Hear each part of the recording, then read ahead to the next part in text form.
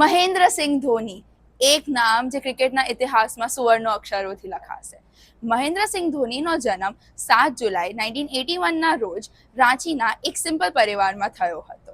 તેમના ક્રિકેટ કરિયરની શરૂઆત 1989માં central કોલફિલ્ડ્સ લિમિટેડની team join કરીને થઈ હતી. પછી 1999-2000માં તેમનું બિહાર રાંચી ટીમમાં સિલેક્શન થયું હતું. પછી 2001થી 2003 સુધી તેઓ ખડગપુર રેલવે સ્ટેશન પર ટીટીઈ તરીકે કામ કરતા હતા. પણ ધોનીના સપના ક્રિકેટના હતા, તો પછી તેઓ એમની ટીટીઈની નોકરી છોડીને ક્રિકેટના સપના પૂરા કરવા નીકળી ગયા. મહેન્દ્રસિંહ ધોનીએ તેમનું ડેબ્યુ 2004માં બાંગ્લાદેશના સામે ઓડીઆઈમાં કર્યું હતું, જેમાં તે 0માં આઉટ થઈ ગયા હતા. અને પછી 2005માં શ્રીલંકાના સામે 183 રન્સની ધમાકેદાર ઇનિંગ રમીને તેમણે આખો ગેમ જ બદલી નાખ્યો. 2007માં ધોનીને ઇન્ડિયાની T20 ટીમનો કેપ્ટન બનાવવામાં આવ્યો અને ઇન્ડિયાને સૌથી પહેલા T20 વર્લ્ડ કપમાં વિજય મળ્યો.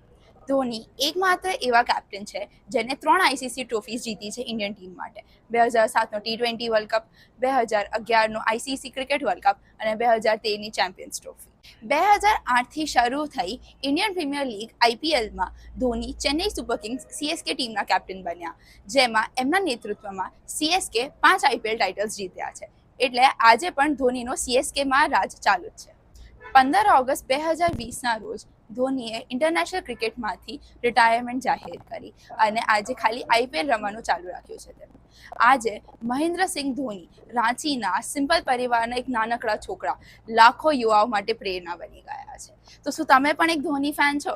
કમેન્ટ્સમાં જરૂર જણાવો અને શેર કરો આ બીજા થાલા ફેન્સના સાથે.